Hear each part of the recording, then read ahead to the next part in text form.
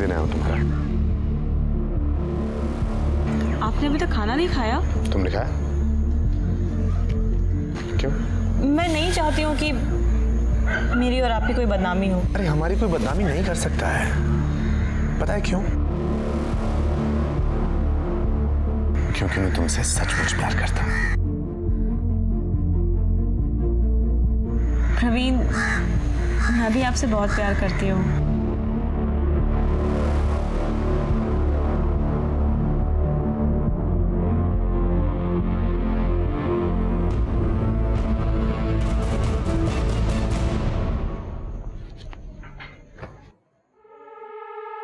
जया, तुम्हारा ऑफिस 5 बजे खत्म होता है, 7 बज रहे हैं इस समय। कहाँ थी अब तक? भैया वो ऑफिस में आज ज्यादा काम था। हाँ, अब ये सबको खाना खिलाने के साथ साथ सबका काम भी तो करती है ना। वैसे भी सरकारी नौकरी में 9 से 5 का टाइम होता है, लेकिन ये मैडम ये तो ओवर टाइम करती है ना। दिन भर की थकी हारी मेरी बच्ची घर आई है, ये नहीं कि कोई पानी पूछे, बस ताने मारते हैं। ये ले बेटा, पानी पी ले। तू फ्रेश हो जा, मैं तेरे लिए चाय बना दी। ला, ये मुझे दे। पापा, माँ को तो अपनी लाडली बेटी में ना कोई नुक्स नहीं दिखता है, लेकिन आप तो कुछ बोल सकते हैं ना। जवान लड़की है, कुछ ऊंच नीच हो गई ना, किसी को मुंह दिखाने के लायक नहीं रहेंगे हम। अरे उसकी नौबत नहीं आई, हम समय से उसकी शादी करके उसे ससुराल भेज देंगे। मैंने कुछ लड़कों के फोटोग्राफ मंगाए हैं, जो लड़का पसंद आएगा उससे बात आगे बढ़ा देंगे। आओ, ये है अपना आलीशान महल। बाप रे, कितना गंदा कर रखा है घर को। ये देखो, ये गीला टॉवल कैसे रखा, और ये पजामा, ये कोई टी शर्ट रखने की जगह है? हाँ, इतनी गंदगी में कैसे रह लेते हो तुम?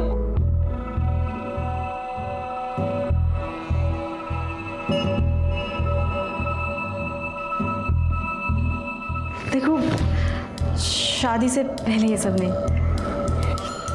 हम दोनों एक दूसरे से प्यार करते हैं, और प्यार दुनिया की सबसे प्यार चीज होती है। और जल्दी हमारी शादी तो हो ही जाएगी, उसके बाद तो ये सब होना ही है ना। क्या तुम्हें मुझ पर यकीन नहीं है?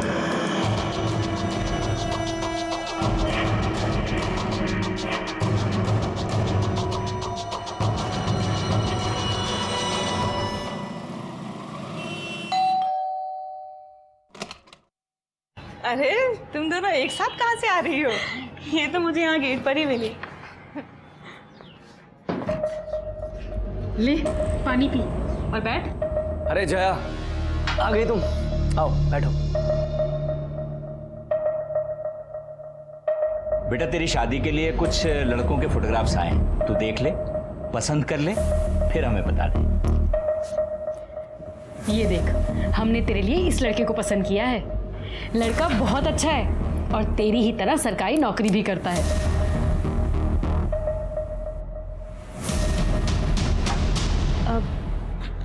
पापा, वो मैं आपको बताने ही वाली थी। हाँ बोल ना। मैंने अपने लिए एक लड़का पसंद कर लिया है। कौन है, क्या करता है? बताऊंगी और आप लोगों से मिलवाऊंगी भी, और आप लोगों को भी वो बहुत पसंद आएगा।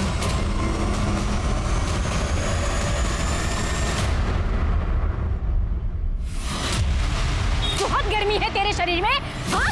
बहुत गर्मी है तेरे शरीर में। मेरा ही पति मिला था तुझे फांसने के लिए, डोरे डालने के लिए। शर्म नहीं आती तुझे? एक औरत होकर दूसरी औरत का घर तोड़ते हुए। सुन, अगर मर्दों को रिझाने का ज्यादा ही शौक है ना, बाजार में जाके बैठ। यहाँ क्या कर रही है तू? कौन है तू? हाँ, और ये क्या बकवास करे जा रही है? दिमाग तो सही है तेरा? सुन, मैं तुझे जानती तक नहीं हूँ। मैं तेरे जैसी 2 टकी औरतों को ना बहुत अच्छे से जानती हूँ।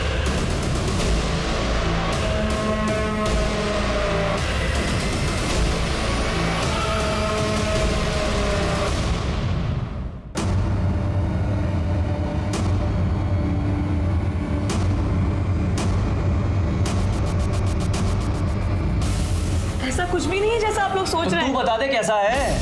क्यों ये औरत तेरे साथ हाथापाई कर रही है, और किस बात का इल्जाम लगा रही है तुझ पे? मैं इस औरत को जानती तक नहीं हूँ। इसे जरूर कोई गलतफहमी हुई है। ये क्यों ऐसा कर रही है मुझे नहीं पता। झूठ मत बोल, सब पता है तुझे। हर जगह हमारी नाक कटवा चुकी है। तू हो रही है हमारी। भाभी, मम्मी की कसम, मैं झूठ नहीं बोल रही हूँ। मैं जानती तक नहीं हूँ इस औरत को। भाभी आपको पता है ना दीदी झूठ नहीं बोलती। ऐसा ऐसा कुछ होता वो पहले ही बता देती। वायरल वीडियो ये किसी खतरनाक हथियार से कम नहीं। आखिर इस वायरल वीडियो का सच क्या है? ये औरत कौन है जो जया को गालियां दे रही है, उस पर हमले कर रही है? कहीं इस औरत ने जया को कोई और लड़की तो नहीं समझ लिया और उसके साथ गाली गलौज करने लगी, या फिर जया की जिंदगी के साथ उसका कोई रिश्ता है? मुझे तो समझ में नहीं आ रहा कि मैं किस पे यकीन करूं और किस पे नहीं। अरे जया, ये वीडियो वायरल हो चुका है और तुम कह रही हो कि तुम उस औरत को जानती नहीं हो। ऐसा कैसे हो सकता है? ये क्या कर रहे हो तुम? बैग क्यों पैक कर रहे हो? कहाँ जा रहे हो? जयपुर जा रहा हूँ माँ से मिलने, मंडे को आऊंगा। इस वक्त जब मुझे तुम्हारी सबसे ज्यादा जरूरत है तुम मुझे ऐसे छोड़ के जा रहे हो। देखो मैं तुमसे ये कह रही हूँ कि एक बार पापा से चल के मिल लो। उन्होंने मुझे संडे को लास्ट चांस दिया है, अगर तुम उनसे नहीं मिले तो वो मेरी शादी किसी और से करवा देंगे। अच्छा है, अपने पिताजी की पसंद के लड़के से शादी कर लो, क्योंकि अगर ये हाथ से निकल गया ना, कोई लड़का तुमसे दोस्ती तक नहीं करेगा। अच्छा अब जाओ यहाँ से, चलो मुझे बहुत काम है। अरे जाओ यार, मूड मत खराब करो मेरे, जाओ एक बार जाओ।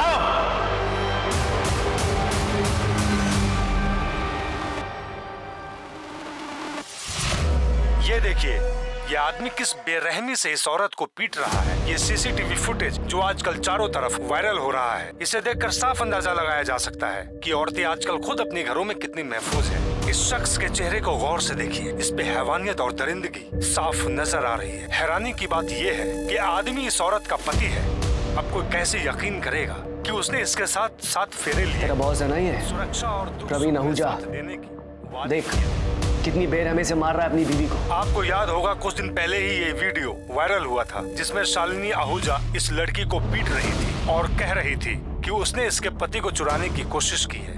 मतलब शालिनी को प्रवीण और उस लड़की के अफेयर का पता चल गया और उसने इसी गुस्से में जयपुर से दिल्ली आकर उस लड़की को मारा और वीडियो वायरल हो गया।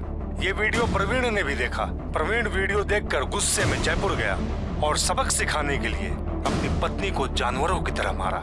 पर सवाल ये है कि वो लड़की जिसकी वजह से ये बवाल खड़ा हुआ, जिसने एक शादीशुदा आदमी से अफेयर चलाया और बसी बसाई गृहस्थी उजाड़ने की कोशिश की, उसे अपने किए पर जरा भी शर्म आई या नहीं?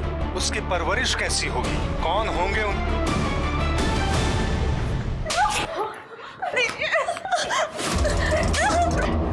देख लिया, कितनी बार मैंने आपको समझाया था चीजों को संभाल लो, उस पे लगाम लगाओ, पर नहीं, हमारी लाडली बेटी है, अब भुगतो इसको।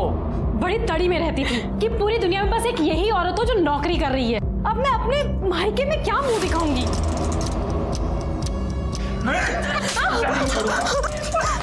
इस लड़की की वजह से हम समाज में मुंह दिखाने लायक नहीं रहे।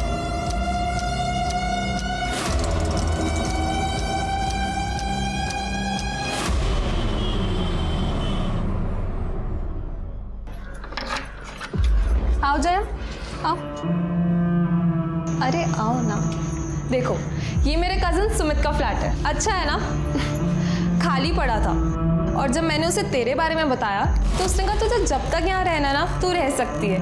देख फुल्ली फर्निश्ड फ्लैट है तो तुझे कुछ खरीदने की जरूरत नहीं है। बैठ। देख तू इतना मत सोच, अब जो होना था वो हो गया। और जय मेरी बात याद रख कि सारे लोग प्रवीण जैसे नहीं होते। तू भी भूल जा उस कमीने को और लाइफ में मूव ऑन कर, एंजॉय कर।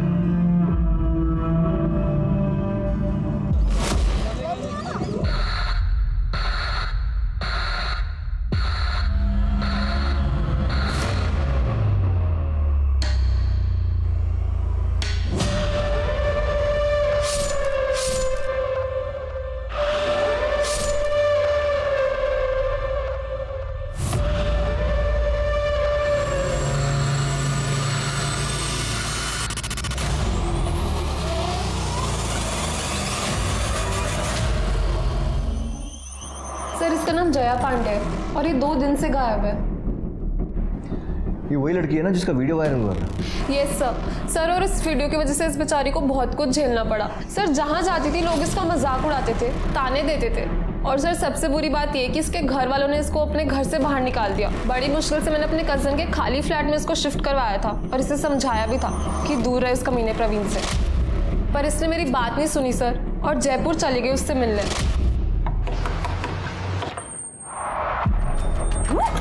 इस वक्त क्या करने आई है यहाँ? मेरी गृहस्थी में कलेश डाल के तुझे चैन नहीं मिल देखो, मेरी तुमसे कोई पर्सनल दुश्मनी नहीं है। मैं तुमसे बस एक रिक्वेस्ट कर रही हूँ, मुझे एक बार प्रवीण से मिलने दो। हे भगवान, ये तो बहुत ही बेशर्म औरत है। तेरी औकात दिखाती हूँ मैं अभी। तू आई कैसे यहाँ? क्या हो रहा है यहाँ? फिर से क्या हो रहा है? चल अंदर। तुझे छोड़ूंगी नहीं मैं। समझते क्या है तू? यहाँ तक आ गई? तेरी हिम्मत कैसे हुई यहाँ आने की? चल अंदर। और अब आवाज नहीं आनी चाहिए तेरी। आवाज? मैं चिल्लाऊंगी। छोड़ूंगी नहीं उस कमीनी को। क्या चाहिए? क्या लेने आई है यहाँ? सस्पेंड करवा दिया ना मुझे, अब क्या चाहिए?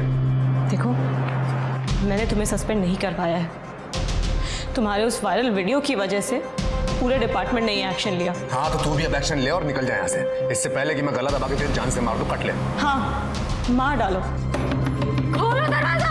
मार डालो मुझे भी और तुम्हारे बच्चे को भी। क्या बकवास कर रही है? बकवास नहीं कर रही हूँ मैं प्रेग्नेंट हूँ। किसका पाप मेरे गले डाल रही है? तेरे जैसे कोई भरोसा थोड़ी है। मेरे जैसे का क्या मतलब है तुम्हारा? टाइम पास, और क्या? जिससे 2 बार हंस के बात क्या कर लो, गले पड़ जाती है, जैसे तुम मेरे गले पड़ रही है। देख, शराफत से बोल रहा हूँ, निकल जाए यहाँ से, दोबारा इधर दिखियो मत, ठीक है? वरना जान से मार दूंगा तुझे मैं। अरे चल ना, चल। जब उसने मुझे ये सब बताया सर, तो मुझे बहुत गुस्सा आया। मैंने उसे बहुत सुनाया भी। फिर जाके उसने मुझे प्रॉमिस किया कि वो प्रवीण से कभी बात नहीं करेगी। ये वही शालिनी और प्रवीण आहूजा हैं जिनके डोमेस्टिक वायलेंस का वीडियो मीडिया के हाथ लग गया था। अब मीडिया गिद्ध के जैसे उनके पीछे पड़ गया। अब फिर ब्रेकिंग न्यूज़ बन जाएंगे और मीडिया हर जगह इस खबर को उछालेगा।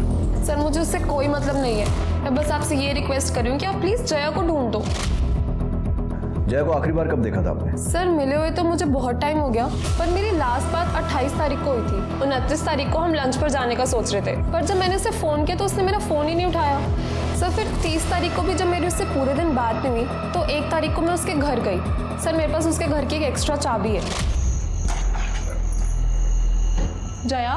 सर जब मैंने दरवाज़ा खोला तो जया वहाँ पे नहीं थी। जया? पर उसका फ़ोन, लैपटॉप, पर्स सब वहीं पर था सर। मुझे लगा कहीं पास में गई होगी तो ले जाना भूल गई होगी। सर मैंने वहाँ पे बहुत इंतज़ार किया, पर जया वापस आई ही नहीं।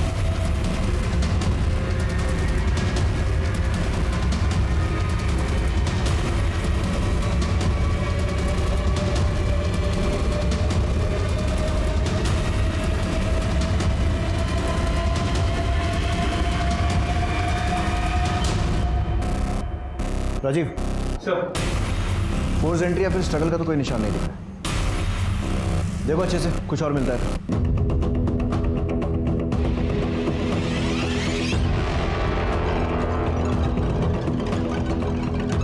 ये सीसीटीवी पहले से यही था? नहीं सर, ये जया ने शिफ्ट होने के कुछ दिन बाद ही लगवाया था अपनी सेफ्टी के लिए। ऑलरेडी उसके साथ इतना कुछ हो चुका था, फिर यहाँ वो अकेले रह रही थी। मुझे भी लगा होना चाहिए। सर इस खिड़की के बाहर से कुछ अजीब सी बदबू आ रही है। सर एक्चुअली पीछे वो खाली प्लॉट है जहाँ पे लोग अपना कचरा वगैरह डालते हैं, इसलिए बहुत बदबू आ रही है। जल्दी सब लोग।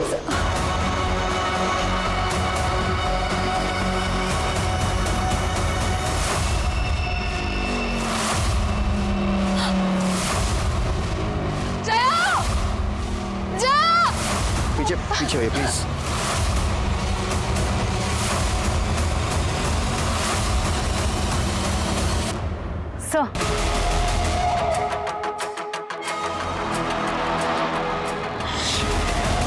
लोगों को हुआ क्या है यार? इंसानियत बची नहीं है, हैवान हो गए साले। मतलब लड़की को पेट काट के मारा और फीटस भी निकाल दिया।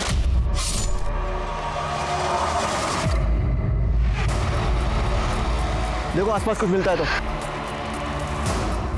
सर कहा नहीं जा सकता कि कितनी बार चाकू से वार किया गया पेट पे।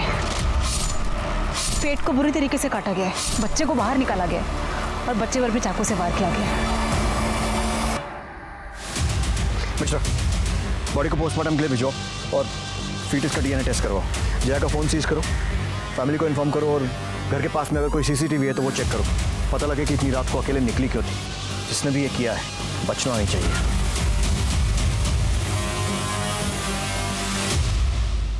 किसी गर्भवती महिला के कत्ल से बड़ा पाप दुनिया में शायद ही कोई दूसरा हो। फिर यहाँ तो कातिल ने औरत का पेट चीरकर उसके अजन्मे बच्चे को ही बाहर निकाल लिया। यह औरत जिसकी पहचान जया पांडे के तौर पर हुई है, कहीं बिन ब्याही मां बनने की सजा तो उसे नहीं मिली, या फिर बिना शादी के मां बनने की जो समाज का नियम और कानून उसने तोड़ा है, ये उसका नतीजा तो नहीं?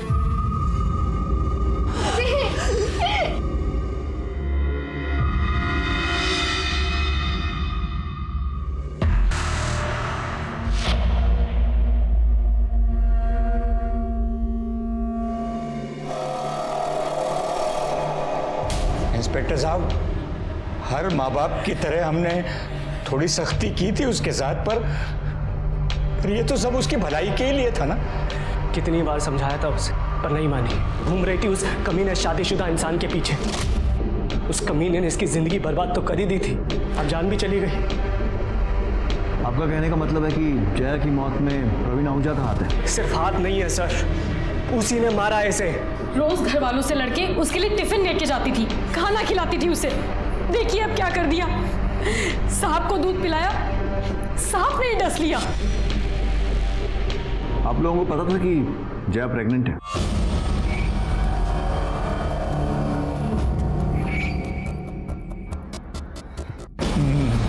नहीं इंस्पेक्टर साहब। ठीक है, फिलहाल आप लोग जा सकते हैं, लेकिन अगर कुछ भी याद आता है, ऐसी कोई भी बात जो इस इन्वेस्टिगेशन में हेल्प कर सके, तो हमें इन्फॉर्म कीजिएगा। और क्या बताना रह गया इंस्पेक्टर साहब, बोल तो रहे हैं हम लोग। वो कमीना है ना प्रवीण, हड्डियां तोड़ी आप उसकी, खुद ब खुद सब उगल देगा वो। मैं हाथ जोड़ता हूँ आपके सामने, छोड़ना मत उसको। जब तक मेरी बेटी जिंदा थी तो बदनाम कर दिया उसे, और उससे मन नहीं भरा तो मार दिया मेरी बच्ची को। मैंने तो पहले ही कहा था इस पे भी नजर रखो। जो कसर उसने छोड़ दी है ना, कहीं ये वो पूरी ना कर दे। देखा नहीं था जब पुलिस वालों के सामने रो रही थी तो वो लोग हमें कैसे देख रहे थे? वो तो नाक कटवा के गई है, ये तो पूरे परिवार को जेल भिजवा के मानेगी।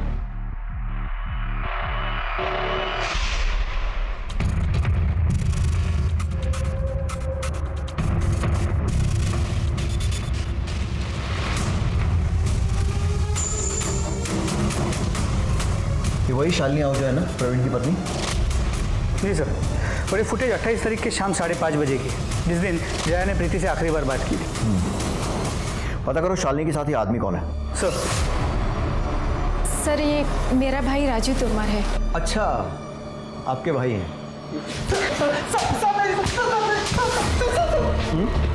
तू ये वो बाहुबली जिसे प्रेग्नेंट लड़कियों पर अपनी मर्दानगी दिखाने में बड़ा मजा आता है? नहीं सर। अपने जीजा को दिखाई थी ये ताकत जो एक लड़की को प्रेग्नेंट करके भाग गया? नहीं सर, ये झूठ है। चुप! तेरा सच झूठ सब बराबर कर देंगे। अपने पति पर गुस्सा नहीं आता, वहां दिखानी थी ना ये ताकत, या फिर चुपचाप वहां मार खाती है और उस बेचारी लड़की पर जोर आजमाइश करते हो तुम सब? जया के घर क्यों गए थे? क्यों मारपीट की उसके साथ? सर क्योंकि इतना सब कुछ होने के बाद भी वो प्रवीण को कांटेक्ट कर रही थी, जबकि प्रवीण उससे बात तक नहीं करना चाहते थे। इसलिए हम उसे समझाने गए थे सर उसे। मैंने फैसला तुझे क्यों आई? हाँ? समझ में नहीं आता तुझे? हाँ? छोड़ो, समझ में नहीं आता। मना किया था तो ये जेल के 5 साल से। हाँ मना किया था ना। सुन, दोबारा आई ना, अच्छा नहीं होगा, मार डालूंगी मैं तुझे। कोई मेरी बात? इसे समझाना कहते हैं, ठीक है? दामिनी, इन्हें इनकी भाषा में कुछ समझाओ। सर नहीं। बस आया समझ में? और अब तेरी समझने की बात। बहुत मजा आता है ना तुझे लड़कियों के कपड़े फाड़ने में? विकास, जैसे इसने जया के कपड़े फाड़े थे ना, एक एक कपड़ा फाड़ा। नहीं सर गलती हो गई सर। सर बहन का सोच के गुस्सा आ गया था सर। तो इसके साथ वापस आ गया था ना? फिर दोबारा कब गया था जया के घर मारने के लिए उसे? बाहर कैसे बुलाया उसे? सर मैं सिर्फ एक ही बार गया था दीदी के साथ। सर मैंने उसे नहीं मारा सर, सिर्फ मैं एक बार समझाने गया था सर। फिर से समझा रहे? सर धमकी देने गया था सर, बस उसे ये कहने गया था कि जीजा जी से दूर रहे सर। पर सर मैंने उसे नहीं मारा सर, सच में। पढ़ा लेंगे उसको, यहीं मॉलेस्टेशन का केस बनाओ। मॉलेस्टेशन? सर आप ऐसा नहीं कर सकते सर। दामिनी, समझाओ इसे कैसे कर सकते हैं। Sir please sir. हाँ राजीव, कुछ और मिला? जी सर, ये देखिए सर, 28 तारीख जिस दिन शालिनी और उसका भाई जया के घर गए थे, उसी रात 11 बजे की ये फुटेज सर। यहाँ पे प्रवीण जया के साथ मारपीट करते हुए दिखाई दे रहा है।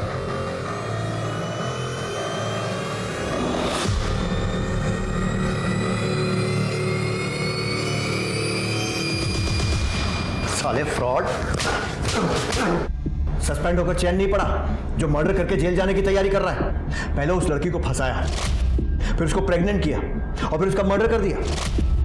और उसको तो मारा ही, उसका पेट चीरकर उस बच्चे को भी मार दिया। अरे सर, जैसा आप बोल रहे हैं मैंने वैसा कुछ नहीं किया है। क्यों गया था उसके घर? क्योंकि उसने मेरा जीना हराम कर दिया था ये बोल बोल के वो प्रेग्नेंट है और उसके पेट में जो बच्चा है वो मेरा है, जबकि ऐसा पॉसिबल ही नहीं है सर। हमने जब भी सेक्स किया हमने प्रोटेक्शन यूज किया है। पता नहीं किसका पाप मेरे गले बांध रही थी और तूने उसके पेट पर लात मार के उस पाप को मिटा दिया।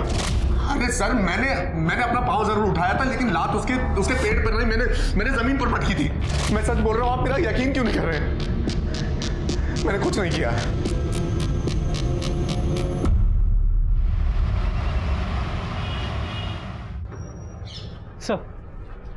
सर मैंने पता करवाया, 28 तारीख की रात 11 बजे के आसपास जया के घर वाली एरिया में कोई मेजर फॉल्ट हुआ था, जिस वजह से लाइट चली गई थी, जो अगले दिन सुबह 10 बजे के आसपास वापस आई। मतलब सीसीटीवी लाइट जाने के कारण बंद हुआ था। मलिक, हमारे पास और कोई तरीका नहीं अब ये पता करने का कि प्रवीण के जया के पेट में लात मारने के बाद क्या हुआ, क्योंकि उसके हिसाब से तो वो अपने घर चला गया था और सुबह तक वहीं था। लाइट आने के बाद के सीसीटीवी में कुछ मिला? नहीं सर, 29 तारीख को सुबह लाइट आने के बाद से जया के घर पे कोई नहीं आया था, घर खाली ही था। 1 अक्टूबर की सुबह 11 बजे के आसपास प्रीति वहाँ आई, शायद जया को ढूंढते हुए, और उसके बाद कुछ देर बाद वहाँ से वो चली गई। मतलब जया 28 तारीख की रात को और 29 तारीख की सुबह 11 बजे के बीच में ही अपने घर से निकली थी। सर ये देखिए सर, यही फुटेज शालिनी उसके भाई और प्रवीण के आने से पहले दोपहर 3 बजे की है। सर इसमें जया के चेहरे पर मारपीट के निशान है। इसका मतलब कोई और भी है जो जया के साथ मारपीट करता था। प्रीति ने बताया था कि जया की फैमिली भी उसके साथ मिसबिहेव करती थी। कहीं ऐसा तो नहीं है कि उसके खुद के माँ बाप के घर में ये सब हुआ? जी सर, मैंने मॉर्ग में भी नोटिस तो किया था। जया की माँ ने जया का चेहरा देखने के बाद इमीडिएटली मनोज का चेहरा देखा था, एज इफ मनोज ने उसे मारा। हेलो सर, मैं मानसी पांडे बोल रही हूँ, जया पांडे की छोटी बहन। सर मुझे आपको कुछ बताना है। सर मैं पुलिस स्टेशन नहीं आ सकती। सर हम कहीं बाहर मिल सकते हैं क्या? ठीक है। सर प्रवीण ने दीदी को सिर्फ यही झूठ नहीं बोला था कि वो शादीशुदा नहीं है, बल्कि दीदी को शादी का झूठा प्रॉमिस भी किया था, और वो आदमी झूठे वादे करके उन्हें बदनाम करके भाग गया। और तुम्हारी फैमिली ने क्या किया? जया को सपोर्ट किया? सपोर्ट? बाहर वालों से भी ज़्यादा जीना हराम कर दिया था उन लोगों ने। पापा हमारी फीलिंग्स कभी नहीं समझते थे, और मनोज भैया वो तो हमेशा दीदी से किल से रहते थे, क्योंकि भैया को बर्दाश्त ही नहीं था कि दीदी की सैलरी उनसे ज़्यादा है और वो घर खर्च के लिए पैसे भी नहीं देती। इसकी वजह भी पापा ही हैं, क्योंकि वो लड़कियों की कमाई खाना ही नहीं चाहते थे। और तुम्हारी माँ और भाभी?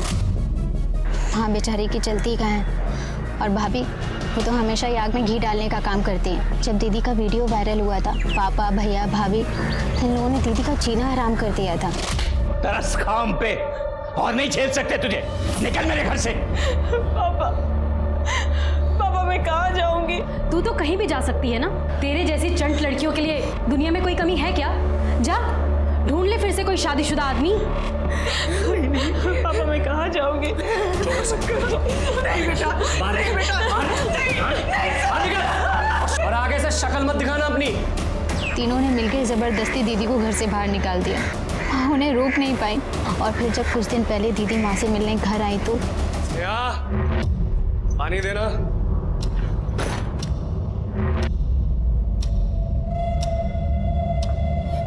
फिर आ गई तू, फिर आ गई तू। दूर खड़ी रहो। तुम्हारे लाड प्यार की वजह से इसकी हालत हुई है। ये इधर आज तेरा मैं वो शक करूंगा, इस घर में कदम रखने से पहले डरेगी तू।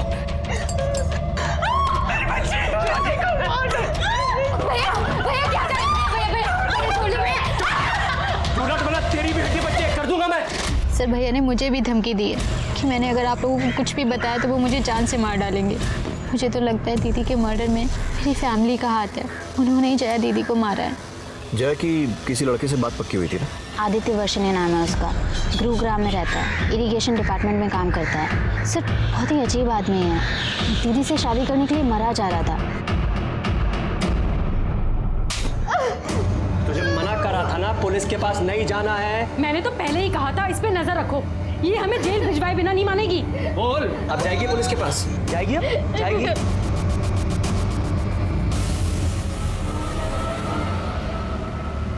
सर मुझे अब भी यकीन नहीं हो रहा कि जया इस दुनिया में नहीं है, और उसके साथ जो भी हो ना सर, सिर्फ उसमें उसका इतना कसूर है कि उसने उस कमीने प्रवीण से प्यार किया। सर बहुत इनोसेंट थी सर। और तू कैसा है? सिर्फ अच्छा ही है या इनोसेंट भी है? क्योंकि आजकल के ज़माने में तेरे जैसे लड़के मिलना बहुत मुश्किल है। सब जानते हुए भी शादी करने के लिए तैयार हो गए। सर मैं वैसा इंसान नहीं हूँ कि किसी को दूसरा चांस ना दूं अगर उससे कुछ गलती हो जाए, और यहाँ पे तो जया की गलती भी नहीं थी ना सर। 28 सितंबर की शाम से 30 सितंबर की सुबह तक कहाँ था? मैं गुरुग्राम में था सर, अपने घर पे। प्रूफ दे सकता है? प्रूफ कहाँ से लाऊं सर? मुझे पता थोड़ा था प्रूफ देना पड़ेगा। पता होता तो मैं रखता किसी को अपने साथ प्रूफ के लिए। इनोसेंट होने के साथ साथ स्मार्ट भी है। किसी पर शक है जो जया के साथ ऐसा कर सकता है? शक नहीं सर, मुझे पूरा यकीन है प्रवीण आहूजा पे। उसने उसको यूज किया और फिर पीछा छुड़ाने के लिए उसका मर्डर कर दिया। तू भी तो हो सकता है। प्रवीण से पीछा छुड़ाना पड़ रहा था क्योंकि जया उसके प्यार में पागल थी और तू भी जया के प्यार में पागल था, और तेरे से ये बात बर्दाश्त नहीं हुई कि जया तुझे छोड़कर प्रवीण के पास जा रही थी तो तूने उसे मार दिया, है ना? नहीं सर, मैं उसके साथ ज़बरदस्ती नहीं करना चाहता था, उसकी मर्जी के साथ उससे शादी करना चाहता था, और मुझे किसी बात की जल्दी नहीं थी। मैं वेट करने के लिए भी तैयार था। मुझे लगा था कि एक ना एक दिन उसको मेरे प्यार की अहमियत समझ आएगी और वो खुद मेरे पास चल के आ जाएगी। Thank you sir. राजीव, जल्द से जल्द इस महान आशिक के सारे कॉल रिकॉर्ड्स और mobile locations निकलवाओ। Sir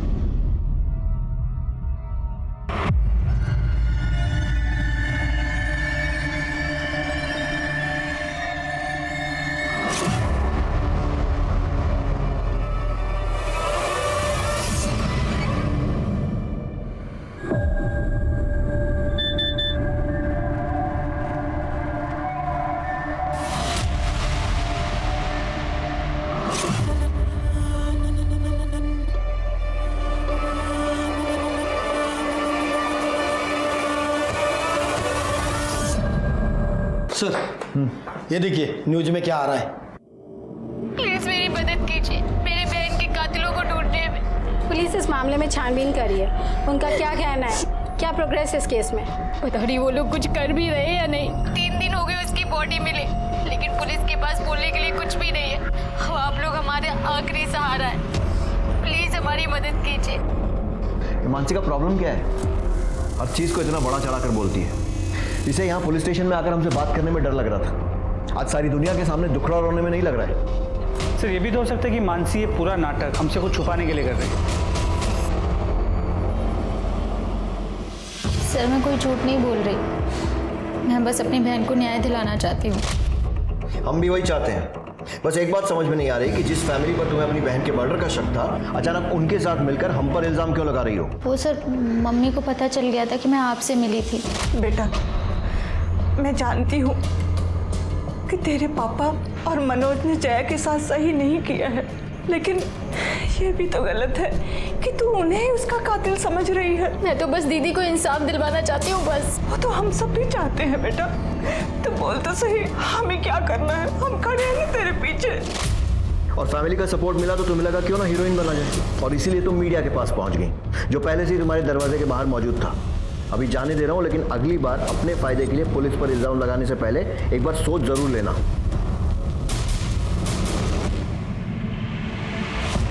sir postmortem report के मुताबिक जया की मौत 29 तारीख के सुबह 5 और 7 बजे के बीच चाकू के वार की वजह से हुई।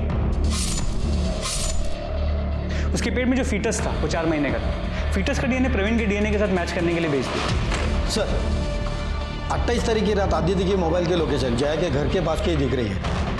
राजीव, उठाओ इस आशिक को, इसका इनोसेंस निकालने का टाइम आ गया है। सर जया से मेरी एंगेजमेंट टूट चुकी थी सर। वो किसी भी तरह से प्रवीण से शादी करना चाहती थी। वो अपने बायोलॉजिकल फादर के साथ अपने बच्चे को बड़ा होते देखना चाहती थी सर। और फिर भी तो उसके पीछे पड़ा हुआ था। बड़ा महान प्यार था तेरा। सर मैं उससे सच्चा प्यार करता था सर। मुझे पता चला जब उसने मेरा फ़ोन उठाना बंद कर दिया, उसने मुझसे मिलना बंद कर दिया, तब मैं खुद उसके घर गया उसको समझाने के लिए, उससे बात करने के लिए। कितने बजे गया था सर? वो कितने बजे गया था? 11 साढ़े 11 बजे के आसपास गया था सर। जब गया था तो वो सोने जा रही थी तभी, और फिर लाइट चली गई तो उसका मूड बहुत ख़राब हो गया था सर। वो मुझसे बात करने के लिए तैयार नहीं थी। उसके चेहरे पे, उसके बदन पे, हर जगह पे चोट के निशान थे सर। मैंने उससे रिक्वेस्ट किया कि वो मेरे साथ रेस्टोरेंट चले डिनर के लिए।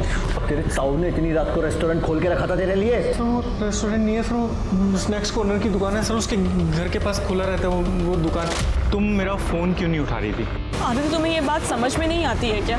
मैं तुमसे नहीं, मैं प्रवीण से प्यार करती हूँ। उसने तुम्हारा ये हाल किया, उसके बाद भी तुम ये बात मुझे कह रही है? हाँ, क्योंकि वो मेरे होने वाले बच्चे का बाप। और तुमको नहीं लगता कि मैं ज़्यादा अच्छा ऑप्शन हूँ तुम्हारे इस होने वाले बच्चे के लिए? क्योंकि मैं एटलीस्ट इंसान को इंसान तो समझता हूँ, तो तुम्हारे बच्चे को तुम अपना बच्चा समझ के उससे प्यार करूँगा। मैं सच कह रहा हूँ, मैं तुमसे बहुत प्यार करता हूँ। मैं सच में, मैं कुछ भी करूँगा तुम्हारे लिए। प्लीज़ सोच क्या रही हो? मेरी बात सुन तो लो, मान लो मेरी बात। क्या जवाब दिया उसने? जवाब तो कुछ नहीं दिया सर, पर मैं खुश था सर, एटलीस्ट उसने मुझे मना नहीं किया था सर। उसके बाद मैंने उसको घर छोड़ा और मैं अपने घर चला गया। तो उसको ऐसी हालत में अकेला छोड़कर घर चला गया? तो मैं जाना नहीं चाहता था, उसने ही मुझे बोला। सर ये देखिए इसके फ़ोन में क्या मिला है।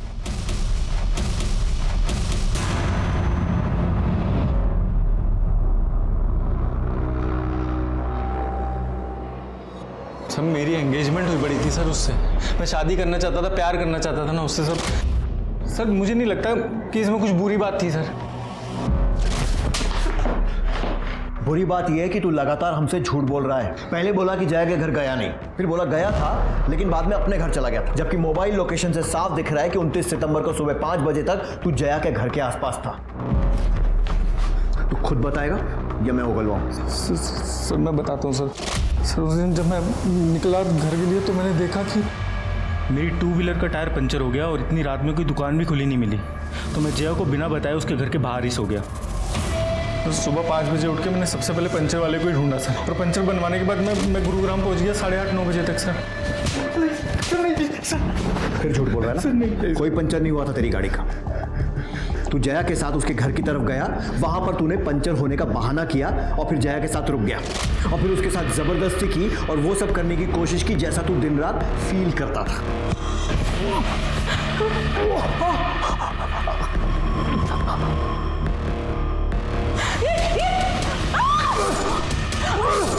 और उसके बाद तूने जया की बॉडी उसके ही घर के पीछे फेंक दी और फिर जब उसका पेट काटा तो तुझे वो बच्चा दिखा, वो बच्चा जिसको देखकर तुझे प्रवीण की याद आई, जिसकी वजह से जया तेरी नहीं हो पा रही थी।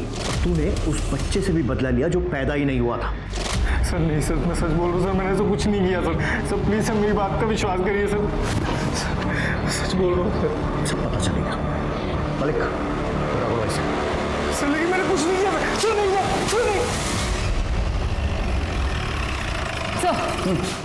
सर कुछ देर पहले मानसी पुलिस स्टेशन आई थी।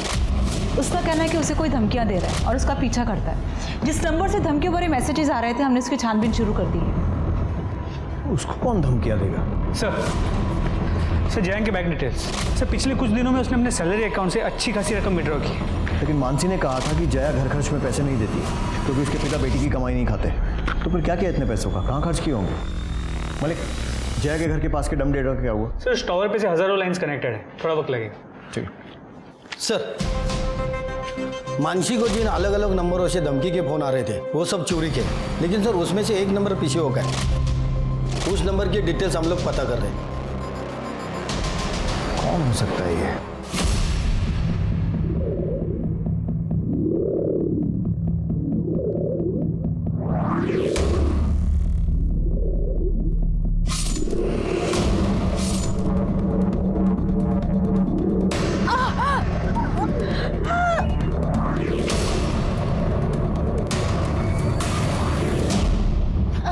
अरे कोई पुलिस को फोन करो, ये आदमी ने इस लड़की को चाकू मार दिया है।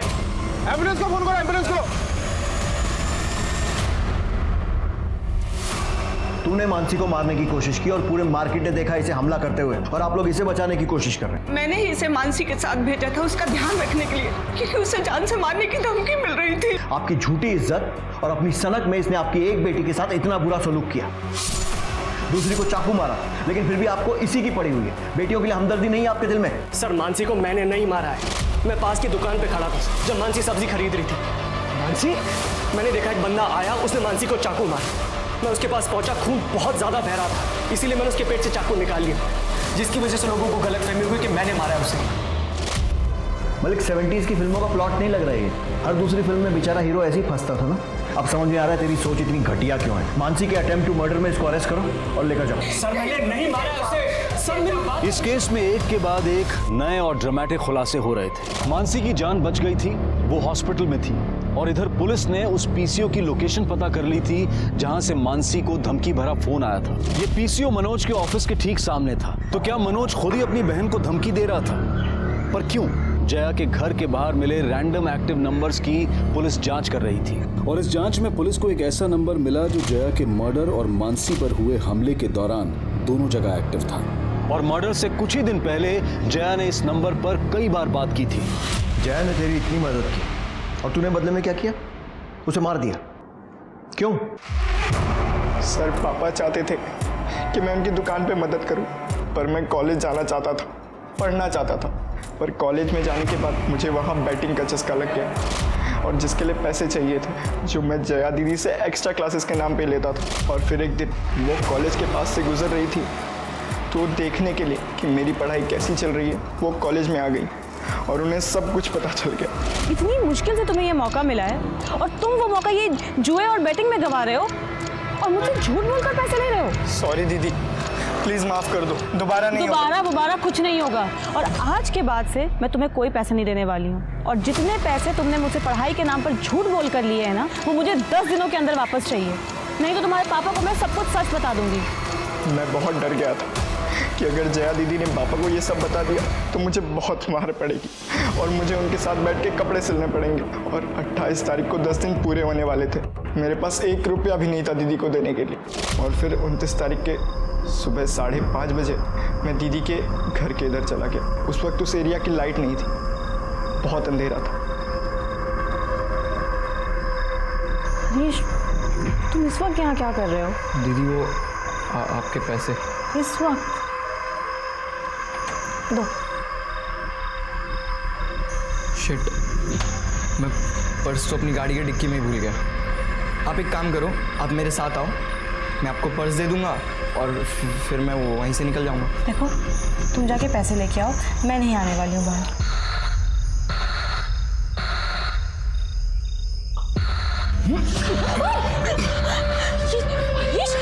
क्या कर रहे हो?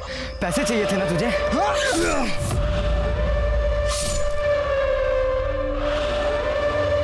प्रवीण और जया दीदी की स्टोरी सबको पता थी, इसलिए मैंने सोचा कि मैं अगर उनके बच्चे को भी मार दूं तो सारा इल्ज़ाम प्रवीण के ऊपर चला जाएगा।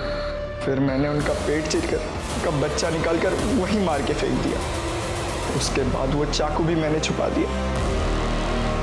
और मानसी को क्यों धमका रहा था? उस पर हमला क्यों किया? आपको कंफ्यूज करने के लिए और मनोज भैया को फंसाने के लिए। और उसके बाद मुझे फ़ोन चुराने का आइडिया मिला। मैं फ़ोन चुराता, धमकी देता और फ़ोन तोड़ देता। मुझे पता था कि मनोज भैया भी आपके शक के लिस्ट में है, इसलिए जब वो मानसी के साथ मार्केट में थे, इसलिए मैंने जानबूझकर उस पर अटैक किया और उन्हें वहाँ से चाकू मारकर भाग गया। और सबको लगा कि मनोज भैया ने उन्हें चाकू मारा।